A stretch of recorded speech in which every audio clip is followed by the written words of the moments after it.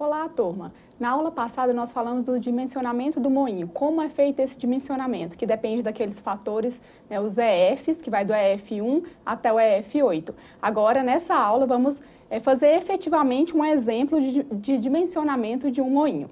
Então, que nesse exemplo, ele pede para dimensionar um moinho de barras, que é satisfatório para realizar uma moagem a úmido, né, de 500 toneladas por hora, num circuito fechado.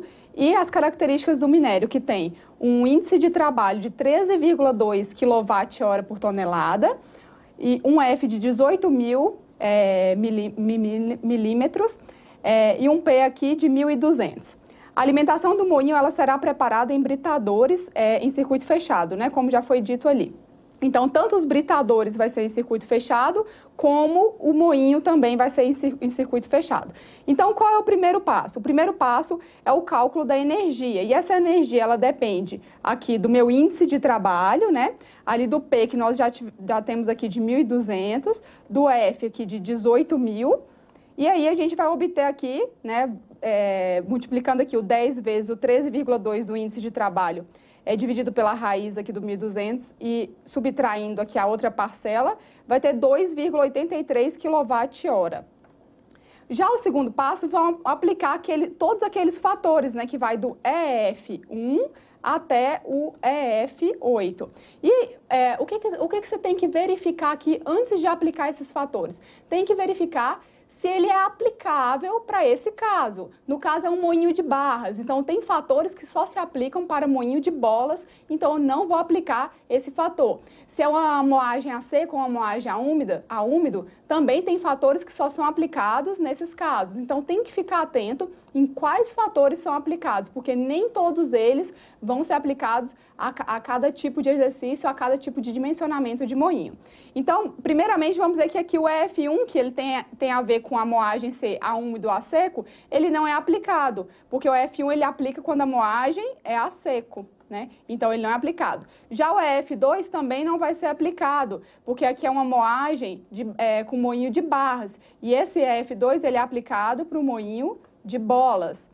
E agora já o EF3, ele só se determina depois que a gente já escolheu um moinho preliminar. Então, primeiro a gente vai olhar qual tipo de moinho que se aplica, depois aplica esse fator EF3.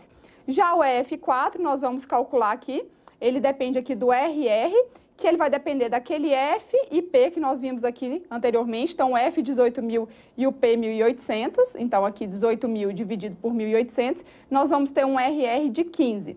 O índice de trabalho, que também já foi fornecido anteriormente, que é um índice de trabalho aqui de 13,2. Então, aqui nós vamos colocar 13,2 menos 7. Então, está aqui aplicado já.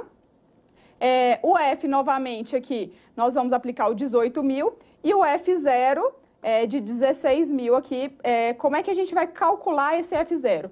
Ele é essa formulação aqui, 16.000, a raiz de 13 sobre o índice de trabalho. Então, depende também do índice de trabalho. Então, obtendo aqui um F0, nessa continha aqui, vai dar 15.878.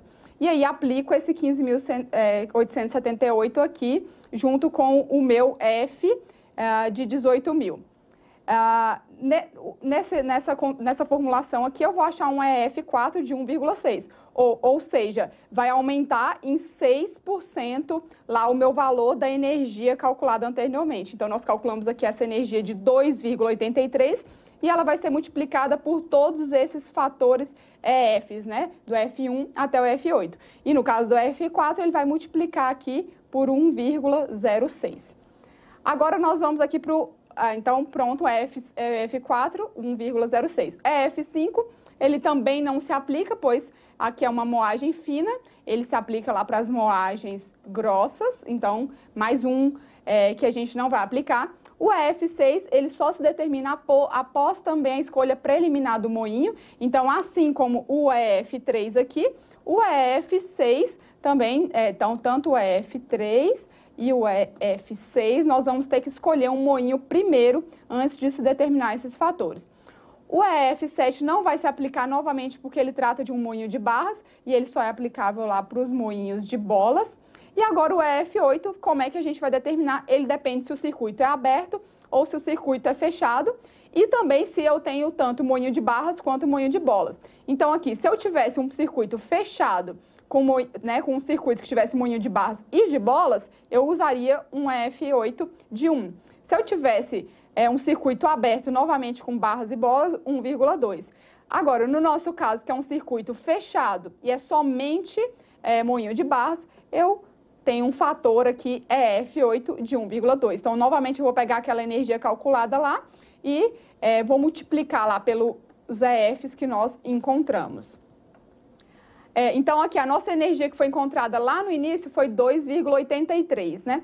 Então, primeiramente, nós temos que fazer a conversão aqui dessa unidade de medida para a gente encontrar a potência aqui em cavalos, horsepower. Então, esse 2,83 tem que ser multiplicado em 1,102 aqui para converter de quilowatt-hora aqui por pés, né?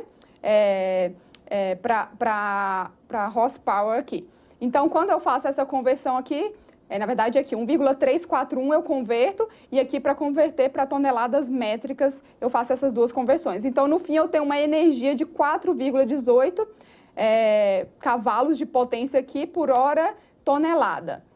E esse fator aqui eu tenho que multiplicar por 500 toneladas horas, que é a minha, aqui que foi fornecido aqui no meu início do meu exercício, que foi uma moagem de 500 toneladas hora, que é a capacidade da minha moagem. Então, eu pego essa minha potência e multiplico pela quantidade de moagem que vai ser feita, que é 500 toneladas hora. Então, no fim, a minha energia vai ser de 2.090 aqui, potência, né, de cavalos de potência.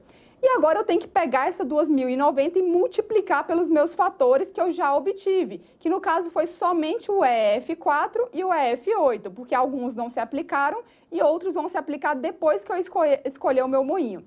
Então, eu multiplico aqui esse 2.090 por 1,06 e depois por 1,02. E aí eu vou ter agora a minha energia corrigida de 2.059 cavalos de potência. Então, aqui nós fizemos esse primeiro cálculo com os fatores que foram possíveis calcular, que foi o EF4 e o EF8.